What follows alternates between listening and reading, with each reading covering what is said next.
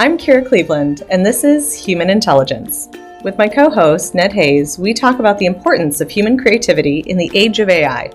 Welcome to the future. I'm really excited to have a chance to talk to you. I was listening to a couple episodes of yours earlier today.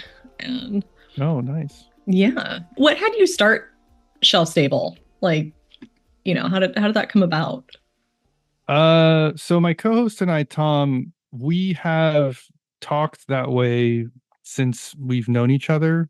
I want to say roughly like the mid 2010s. We've had these conversations on and off quite a bit with our game group kind of always making fun of us for it.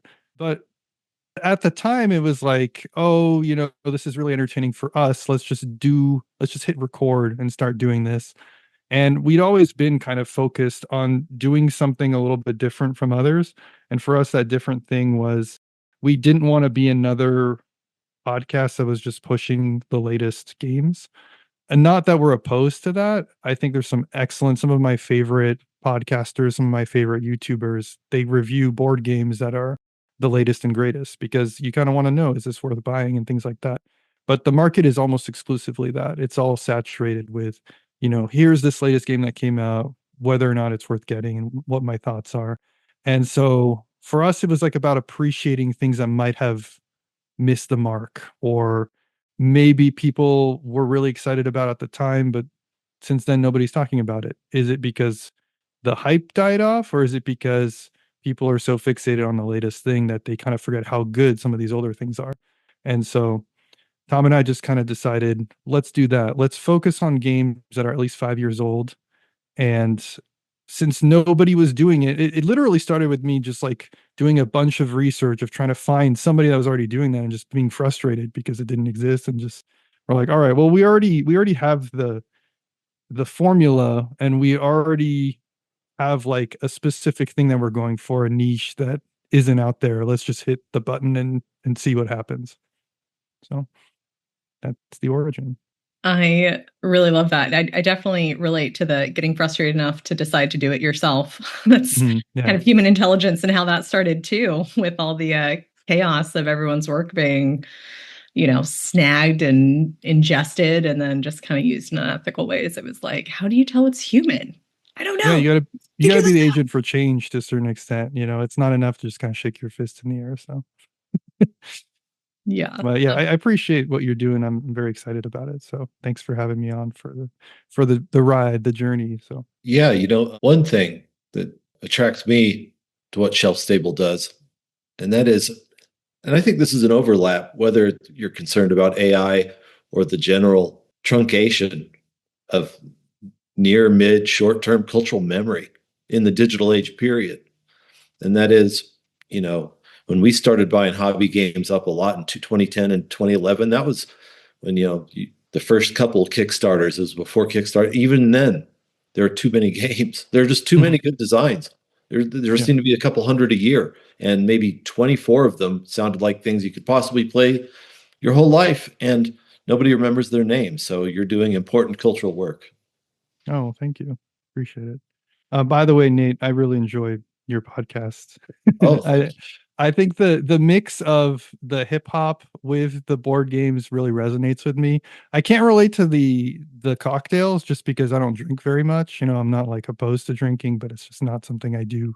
I've never acquired the taste for it, but I'm always like, that sounds really good. I think overall, just it's very refreshing to have a similar kind of like approach of like, I'm going to do the thing I want to do. It's still about board games, but I'm going to do my own approach as opposed to doing kind of the thing everyone else is doing. So, yeah. yeah. I think in the end, you have to trust your fascination. Yeah. And then where that goes. And like, if this rivets me emotionally to some degree, that's where I'm going. Cause I'm like you, I don't want to compete with the 20,000 YouTube channels out there, which are good, that are inhaling and previewing with a high level of production, 20 games an episode. But Cool. thank you. I appreciate the kind words. And Kira, it might be an accidental alignment, but because of the period, the era of games that Shelf Stable focuses on, naturally, a lot of that defaults to the pre-gen AI stuff, and you can Yeah. more or less count on the stuff you're holding. And Yeah. this is important for me because I don't know. Tell me if either of you have experienced this. I'm actually spending more time digging backwards into media because it's just comforting to think, man, no way anybody had the time to fake this obscure little hardcore show VCR tape from Seattle from 1983 for a band. I know this is human, and so I keep exploring that, and it sounds like you're kind of doing the same with games. Yeah, it's getting harder and harder to tell what has used AI or not, and I think that's part of the issue, right? It's like, yes, there can be certain best practices, and we can and create a better culture of documenting when AI is used, whether it be for art or for generating ideas and things like that. But as it stands, A, there's not enough of that happening, and B, when it does happen, there's still not really a way to completely validate things. There was a game about, it was like a social deduction game, a murder mystery kind of thing that came out last year. And unfortunately, I can't think of the name right now. The art in a lot of the components was very clearly AI generated, but the way they were getting around that was by naming an artist, which was like a design, like a graphic design studio, as like the artist. And, you know, basically not saying that it was all human generated, but never admitting to having used AI generated art. That makes it really difficult for folks. The only way you can be like 100% sure that AI is not being used as it is, right, without any sort of regulation, something in place, is by going back to things that are older. So, to your point, Nate, I find myself a lot going to older things because I can just feel confident that that's not going to be the case because And the models that are problematic just didn't exist. yeah, yeah, that's a really great point. When you find out a game or the imagery was made by AI, how does that affect your perception or enjoyment of the game? For me, it's very much what is the consequence of doing it. I think that folks are very quick to jump to the conclusion that just AI bad and not have like a an educational conversation about it as to why it is bad. And I think that if you don't learn to know your enemy, like how can you have a good faith argument, right? Like I try to see kind of the rationale behind using it as well as the consequences and what implicitly causes harm. And I guess I would just encourage other folks, especially folks like listening or watching this, to like consider that. For me, the reaction I have when I understand that a game has used AI, whether it be for AI art or for generating the work itself, whether it be like ideas or writing some of the things out, it goes back to a few things that I'm not the first person to address, but I'll put them out here. One is, and probably the one that's most near and dear to my heart. I know Nate, you and I have talked about this. Like, is the lack of attribution. So, like, if you think back to like the whole Studio Ghibli Miyazaki trend that was going on Instagram, there is a style, and there's no way to like trademark or copyright a style currently, unfortunately. But there is a style that is very prominent, that is very desired. An individual is going and copying that style without providing any sort of, you know, reference or credit to the original source, or best case scenario, providing a reference, but that person not receiving any sort of compensation or royalties or anything like that. That for me is like the biggest offense. I feel like it takes a lot of work to craft a style. And while there are, there are discussions about like the right to like ownership of things like that and intellectual property and things that even my co-host Tom and I disagree on in certain senses. Like, I think everyone can agree it kind of sucks when you work really hard at something and then somebody just rides off of what you worked hard on. And I think that's the biggest problem I have with especially like the art aspect of just somebody going and doing something much more easily that you struggled really hard to do. I think that could be said about things even outside of AI art. Like if there was a famous painter that made a painting and then someone went and it was like a groundbreaking kind of completely new approach to things, and then someone did almost exactly the same thing and then made a lot of profit off of it and was really successful and well known, that would be kind of a obnoxious thing. That would be really upsetting, both for the original artist and for other people that just knew what was happening and, couldn't voice it. I think that sentiment, it's not different for AI art. Somehow we want to like segment it in a different category. But I think if you want to like drill down to what the offense is, what the harm is that's being caused, is that people's work is being stolen, sometimes explicitly and sometimes stylistically. And neither way really sits well with me, and it just feels wrong. That was a very rambly response to just one reason. So I'm going to pause here and say, do you want to hear some of the other reasons? Or Nate, do you want to say something? Kira, do you want to say something? Like, because I got others, but I don't want to monopolize the conversation. So Yeah, no, totally. Well, I mean, I have other questions for you. Okay. If you want to keep going, you can. But maybe let's just do one more, which is just so the environmental impacts. Again, I'm not the first person to say this. The amount of water consumption and the amount of energy consumption that currently goes into training these large language models is insane. I want to make sure I came to this with a little bit more background, but I think to train like an LLM once, like if we're talking about the large businesses that do it, it's like the lifetime of 3 vehicles. And the carbon output is larger than like the majority of other energy consumption sources technologically that have been around for a number of years, but like that are touted as being like the main sources of damage to the environment currently when we're talking about like transportation and factories and things like that. The the LLM training that is currently going on is about on par with a lot of those things that we generally bring up for, when it comes to contributing to climate change, global warming, things like that. The thing is, there is a world where that stops, whether it be because it's not financially suitable for these AI training companies to like continue to do sustainably, or there's laws put in place for them to go and do things more responsibly, or the technology just gets better on its own because people are going to be continuously iterating. I can see a world where that becomes a non-issue, but the reality is we're putting this out into the world for people to use. They're consuming it. We're going and causing all this damage, and there's no sort of like there's no accountability happening. And so us as creators, by saying, hey, we're not going to use this until that accountability is taken, we are being an agent for change. And I think it's important for us to do that, because if we don't create that accountability, if we don't push for that, they're not going to change. Like, it's not going to be in their best interest. At the end of the day, like, folks are going to work off of the levers and the factors that are happening in the world. And if we're okay with maintaining the current status quo and just saying, hey, I know this is bad for the environment, I'm going to use it anyway, then they're going to go, okay. So I think that's the other major factor for me. Yeah, absolutely. And I think one of the difficulties is, as they've been really promoting, no, actually not even going to say promoting, pushing AI into every space possible, there's a lot of areas where it's not value add, right? Yep. Where it's not it's not a good enough reason to use it, and there's other ways to do it.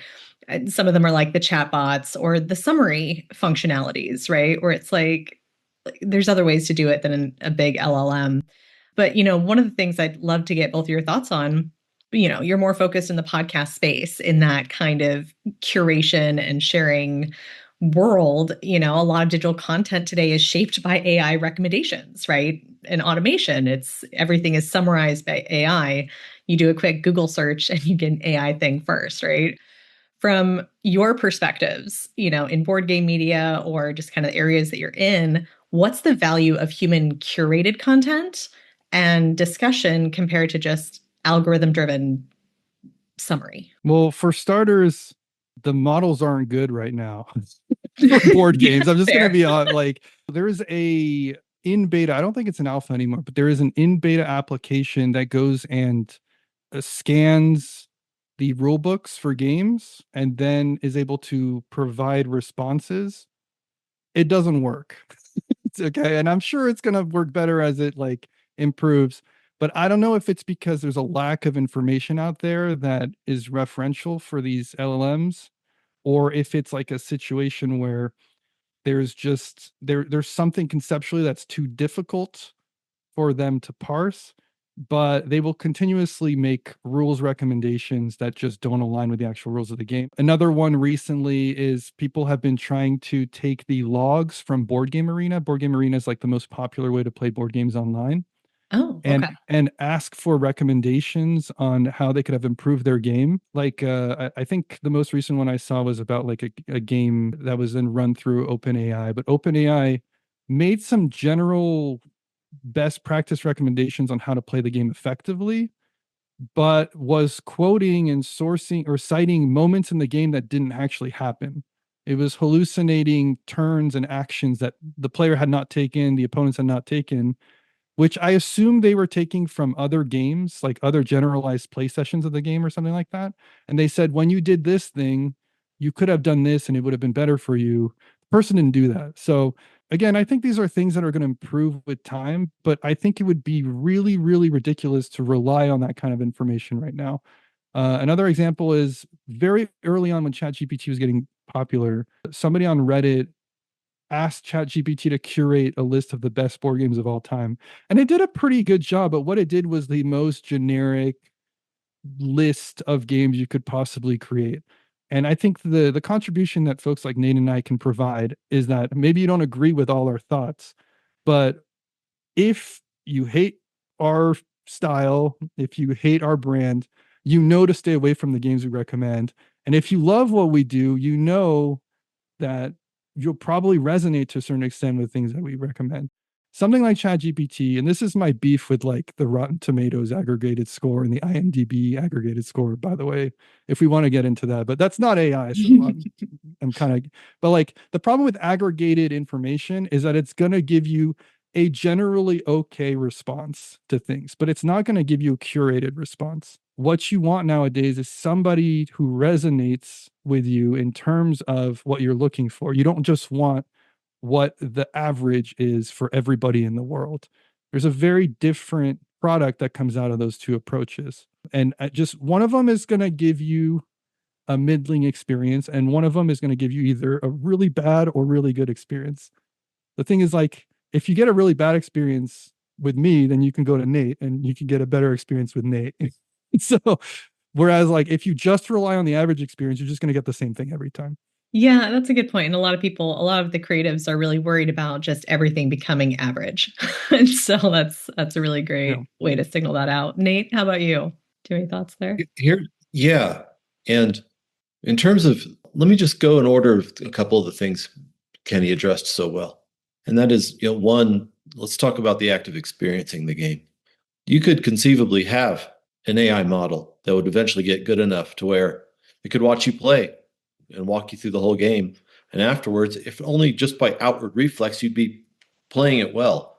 But in my definition of what it is to be human, pretty complex notions and technology of play that we make, board games are a technology. You have evaded the enterprise entirely. I'm almost obnoxiously pure about it. I don't read strategy guides. I will fumble through a game for 6 weeks so I can get my money's worth out of this thing and come to grips with it at the speed of my own cognition and my own senses. That's how I like to get a picture of what the decision space and the logic of the creator and the weird surprises, and here I can use templates, and acquiring that yourself is the same joy as living your own life. And I'm not going to farm that out. When I get stuck, I like to go on Board Game Geek. Yeah, it takes a few extra minutes to search it, but often the publisher will be on that thread saying, by the way, look on page 71, or we fix this in the FAQ. I don't mind doing that in a room full of people. Even if it's slower, I trust it more. And I think, especially in the area of tabletop play, there's a lot of resonance, a lot of shared ethos between what the Human Intelligence Institute wants and what they want. And that is a place where people can take, I mean, play is so integral to what it is to be human. Now, other species play, they've been documented at it. I don't know that other species would have eventually come up with Twilight Imperium. I think that's our lane. But play is at once a social and cerebral thing that's best experienced, I think, at the human pace, inside the human sensorium. And so, in terms of having a play aid, no, don't need it. I got everything going all the way back to Mancala in Africa and the royal game of Ur 3,000 years ago said we don't need it and never will. Now, Kenny, what was the second thing you were saying? You were talking about AI in another aspect, and it was really good. Kind of the averaging of the information that it generates. Curation, yes. Even to this day, I think once in a while the algorithm will surprise you, but again, the best music, game, food discoveries have always been given to me by people. They will explore in places that a machine won't. And every human curation is cool because a human is a unique locus of experience and memory that cannot be utterly ingested or replicated. Maybe someday, but the best I've learned about all this is to be human and the weird little things you remember that you're not required to cross-reference in a data bank, because maybe it's nice to not know too much and be able to say, hey, there's this album from 1976 I'm going to show you right now, and it changed my life, and maybe it'll change yours. When it does, yeah, I'm sorry. Algorithmic recommendations, I would rather watch 50 people make them, and it's really fun to watch somebody who will have a top 5 list, and they'll include some oddball thing from out of nowhere. It's like, I've never heard of that. Although that's cool because so and so over on this channel also says so. Now this game is starting to become something, because I keep my own fuzzy little index card database of recommendations in here, and it's more fun to find games that way than it is to search and get capital TA the answer. It's just more fun. Absolutely. Well, and one thing that you said, Nate, that really stands out for us at Human Intelligence is that people continually come back to the story, right? The experience of the journey, So creativity and enjoyment of creativity as part of the journey of that enjoyment. And along those lines, you were saying that you would rather struggle through a new game, right? Have the experience, that journey of discovering how to get through it, right? Than have somebody tell you the roadmap through. And I have a 9-year-old son, and it's interesting because the games that I find that he goes back to are the ones that he's had to figure out versus the ones where he has been able to look online and he's like, oh, this is the answer, which I'm sad to a degree that that's out there now. But yeah, but there's something that sticks with you. Are there any games that are just always in your list that you love going back to, partially because of the journey that you've had with them, or A good question. Kenny, I'll let you lead on that one. I'm going to think. I'm trying to think. Yeah. And because of the way I do what I do, I only play or deeply engage with a handful of games a year. I like to stalk a game for 18 months. And to your point, I like to see it in cycles. There's a wave of certain sort of media person who will speak breathlessly about everything. You kind of have to watch that ebb and go. Then after that, some of the more middle and heavyweight reviewers are going to come in. You're like, okay, now I'm getting a picture. And then a year later, I like to see if people are still talking about it. And then it starts winning. And then you're like, okay, there's something to this one, or there's something strange that I've heard mentioned more than once. So by virtue of doing that, and also being a slow learner, I'm the slow games version of the slow food people. So I'm usually the worst person to ask, because I cannot learn 20 games a month. I definitely can't review 10. It's just not my lane. So that means of the ones, once I take that time, that brain burn and the heartbreak of, why can't I get past this scenario, or this rule still doesn't make any sense? And you get past that, all of a sudden you're running it like a well-oiled machine. I'll play the thing obsessively and exclusively for 6 months. So yes, right now, and we don't need to go down the rabbit hole. That game, they're solo middleweight war games. Pavlov's House from DVG Games, and Thunderbolt Apache Leader from Dan Burzon Games. If a tornado were to take everything out of the house. Oh, and also Space Hulk Death Angel. Bought it in 2011. Probably still in my top 3. And they're all very thematic or historical combat-related games. And if the rest of my collection were gone in the morning and I knew I could put those 3 in my trunk, I'd be all right. They're in the go bag, ready. Yeah, I love that. yeah. Kenny, how about you? I got Pavlov's House, which, by the way, is a solo game in which you reenact the Desperate Stand, a real-life detachment of 40 Soviet soldiers made in the winter of 1942. and it's actually based on a sergeant named Yakov Pavlov, whose lieutenant had been killed the day before, and they gave him a detachment of 40 men and said, "Go get that. It's in German territory. That's your problem." And knew that they wouldn't even make it to the house, so he told them all to run. He's Oh my like, goodness. "Run! Don't stop till we get to the house." That was 60% casualties. They managed to hold it for 2 months. So you've got chits with the soldiers' mugshots on them, and there's German tanks coming in on three angles. It is riveting. Oh, I'm sorry. I'm Mike hogging now. Don't That's ask me okay. about games ever again, please. We'll have another episode where you and I can just talk about that. But yeah, Yeah. Kenny, I'd love to hear from you too. Yeah, in the last year, it would be learning really to embrace solo play, and Cool. in context of those three titles, and two charming lightweight Euro games, Cascadia and Project L. I played them constantly all through summer of 2024. So That's awesome. there, All right, so there you we're go. gonna pop it over to Kenny really quick. Time out. Sorry But if about there's any that. more, we can always add it to You the got us description talking of the on video. games. I like games with rough edges, which I guess is no surprise What does that because, mean? maybe there's a rule that doesn't really make sense, or it's like the things aren't pristine, like they didn't use all the best design decisions. It's a very hipster thing of me to say, and I know that listeners of our podcast are going to be laughing, but the same way that, like, if you listen to like a really glossy pop song, it's very different from listening to like an independent artist, or if you watch a movie that a small studio puts out versus whatever the blockbuster is. Same thing with games. Maybe it's not perfected, it's not crunched and calculated to the minute thing that'll appeal to the largest audience, but you can feel the humanity, you can feel the designer in the game. And Oh, that's one a said, beautiful statement. I really oh, like thank that. you. I'm not trying to relate it all back to AI, but I mean, that's part of the reason I really like games that are, purely created without any sort of that resource, is because you can feel more than just the game experience. You can feel the person who made it. One said game is Matai and I by Carl Chudik. And I do not recommend it for folks who have not played a lot of games. Even folks who play a lot of games, they're like, there are rules in here that are just straight up stupid. And I would disagree. I think every rule is intentional and meaningful, but it is a game that feels like it was made by an alien. You play it and there's just not a lot of the heuristics that a lot of board gamers develop. Usually board gamers are used to, you draw cards to your hand, and then if you go over your hand size, you discard. In this game, they're like, no, you draw cards to the side and you put them into your hand at the end of the turn if nothing else weird happens. And then you discard down at the start of your turn, but you discard the cards to the bottom of the deck because the discard is a different thing. There's all these weird things that, you know, people who don't play games are like, what? And then people who play games are like, what? But if you give it a little bit of time to simmer, and again, this goes back to your question about a game with journey, that you journeyed through. This is a game you're going to like hit your head against a wall for the first 5 games.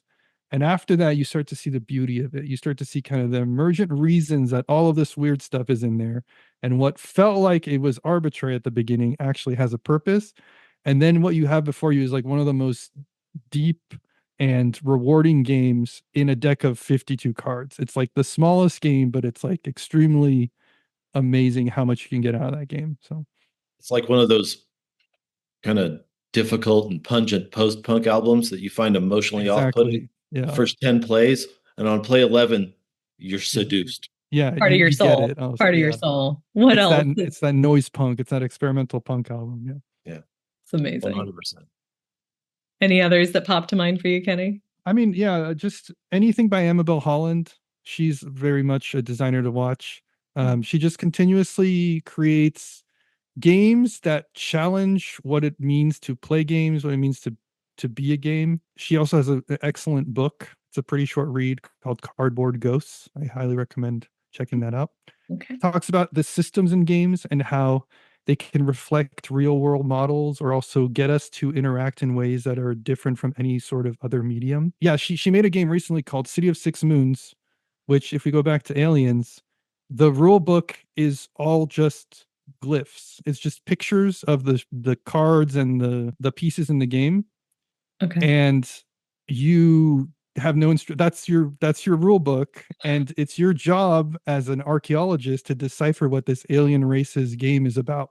You have these pieces, you have no way to play the game, you have to figure out, and you use your knowledge about how things work. I'll put a spoiler disclaimer here, skip 30 seconds, but for example, like In the bottom right, there's a symbol. And if you flip to the next page, there's another symbol. And then you go, oh, this is the page numbers.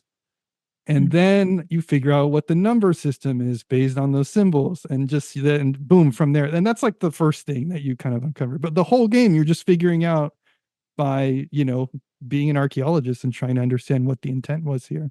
So, oh my gosh. I love that. I will say we're going to be cut off here soon. We could talk for hours. This is fascinating. Oh my gosh. Just the journey of games and the different approaches to it. And I really appreciate the work you guys are doing in creating that human curation out in the world for people to discover great games like the ones you've mentioned today. We really appreciate that work. Yeah, thanks for having us. Yeah, we appreciate it. You can find out more about any of these news items and hear the complete interview on the extended premium version of our podcast at humanintelligence.news. Today's episode was produced by Ned Hayes and engineered by Mohammed Adnan.